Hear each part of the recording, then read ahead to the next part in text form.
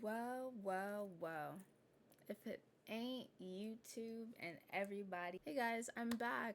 Aside from all the talking points that I give on YouTube about how to not be a bitch, how to not be insecure, I'm also a gamer. I'm a gamer. I have my top 5 games of all time. Disclaimer, this is my top 5. Just because they're like the top 5 for me doesn't mean that these games are even the best in their respective franchise. I just, I'm 23 years old, so if anyone's like around my age, you kind of know when these games like came out and how important it was during the time that it came out. I'm going to explain this further, but in the gaming industry, there's been metas. There was a time where co-op was a really big thing. There's a time where open world was a really big thing. Just like when Elden Ring started to get super popular, every game started to feel like a Dark Souls game. When you're playing these games and you're growing up, it's like these are the best in these respective categories. Like, these are the best open world games, the best co-op game, the best platformer. I can go on and on and on. But this is my top 5 video games that I have played of all time. Starting with number 5, Resident Evil 5. So Resident Evil 5 isn't even like the best Resident Evil in the franchise.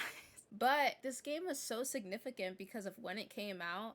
At the time, co-op games were so popular. Like, that was the industry standard. Like, if you had a game, you had to make a co-op. And because of that, there was just like this whole season of when games would make a video game and then like add co-op last minute. There was no like actual thought behind the co-op. When Resident Evil came out, it was like, here's an actual horror game with co-op in mind. I feel like a true co-op game is when one person is given a task and another person is given a different task and you have to come together and work together, like A Way Out. It was really important because that game came out so long ago.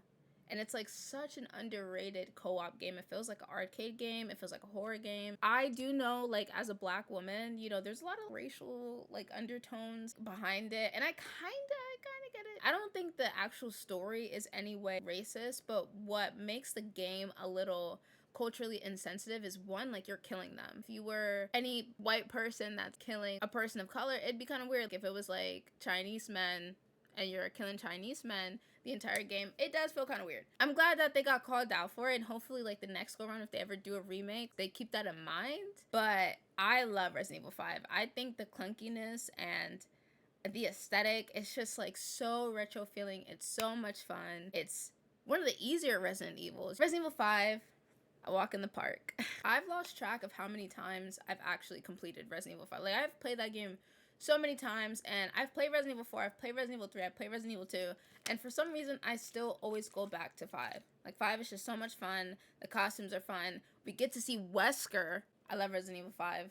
Definitely a staple in the Resident Evil community, in the gaming community, and in my heart. All right, so now that we talked about my love for Resident Evil 5, let's get into number 4. It's Mirror's Edge. Oh my gosh, I love Mirror's Edge so much. There's just something so perfect about Mirror's Edge. I am such a sucker for aesthetic. I love coloring, I love the art direction, I love the music, and Mirror's Edge literally has it all. It has a dope ass story, dope ass design. The way that they animate the cutscenes, I think it's just like so cool. And it's just one of those platform games that you could really just keep playing because it's a runner. She's a runner. So it's like they want you to speedrun the game. They want you to get better and better at the game. So much replayability. I love this game. At the time that it came out, it was the perfect game. I can't even imagine any company, let alone EA, releasing this and it performing and just doing so well. It's just such a well-made game. And I have been playing this game over and over and over since, I don't even know, like, how old was I? I must have been like 12. Ever since I bought this game, it was in the discounted section at GameStop. I was like, you know what? I got a little money. I'm about to purchase 2 games. And I got Mirror's Edge, and I just was so obsessed with it. I was so obsessed with it. Mirror's Edge is definitely like one of the best platformers out ever. On to number 3. Now, listen, no one talks about the success of this game because everybody, whenever a new game comes out, everyone is always bitching and complaining and moaning and groaning about something. And this was my first Legend of Zelda game that I completed, and I was really understanding the hype of the games. Now, when this game first came out, a lot of people were like, there's no music, that's the entire point of this game. It was almost like Nintendo was like, dude, shut down your ADHD and just play a game. They just wanted you to feel like the serenity of the world around you. I loved it.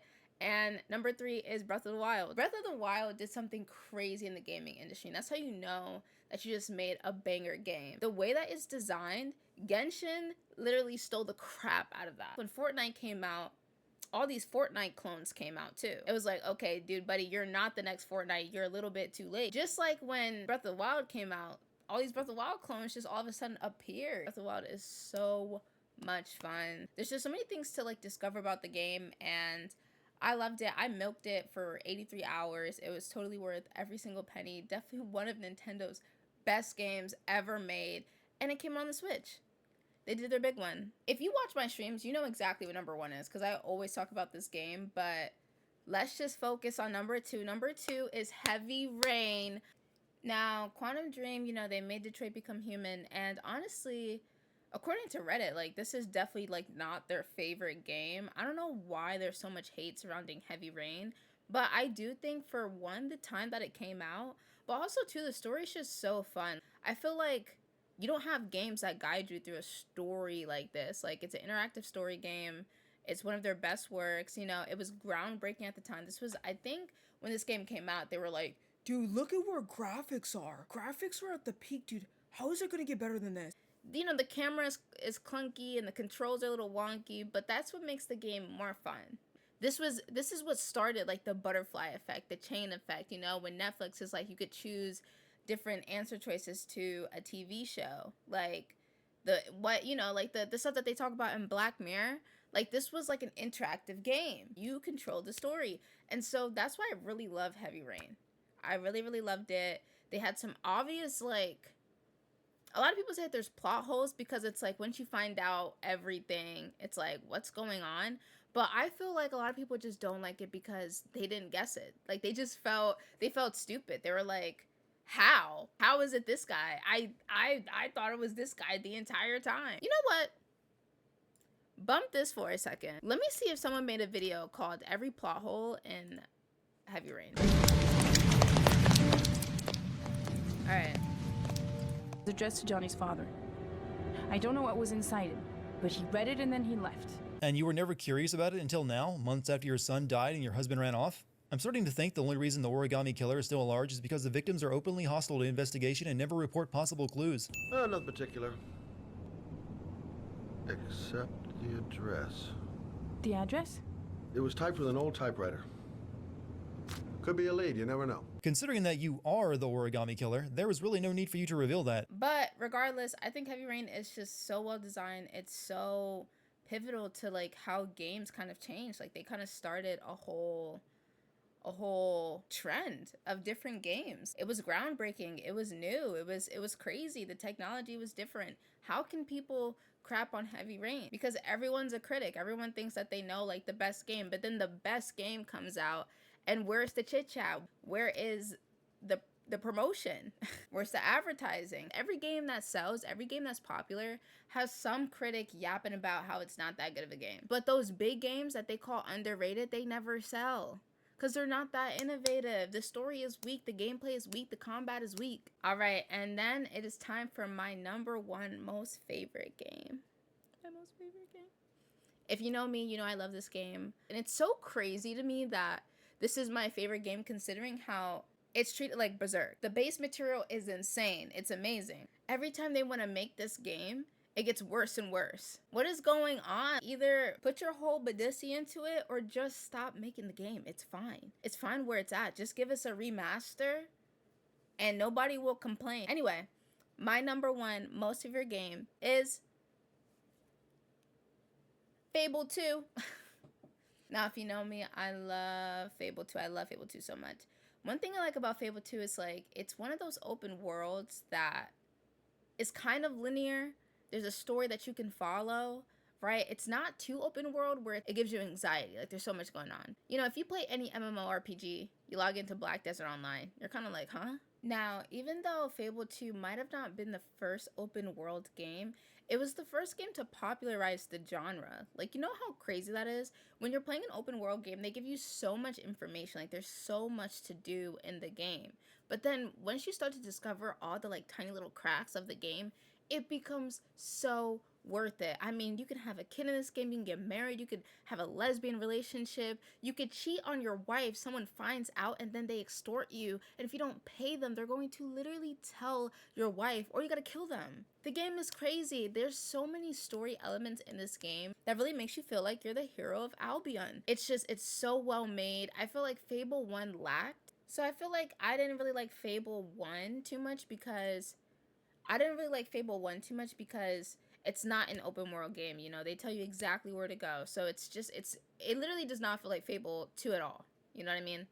That's why I love Fable 2. Like, Fable 2 just got everything perfect. It had the amazing story, right? And it had, I don't know, there was just so many elements of, like, when they talk about in Baldur's Gate, when you're playing these RPG open world games, and something that you do early in the game has an effect on you later on the game, that's such a big deal. Like, I think that is so cool, and that's why I love Fable so much. Definitely one of my favorite games of all time I've ever purchased.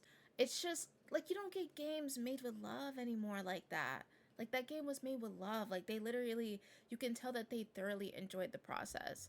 It was almost like investors had limited say in the game, and they just made literal perfection. I might honestly hook up the Xbox 360 right now. You know what?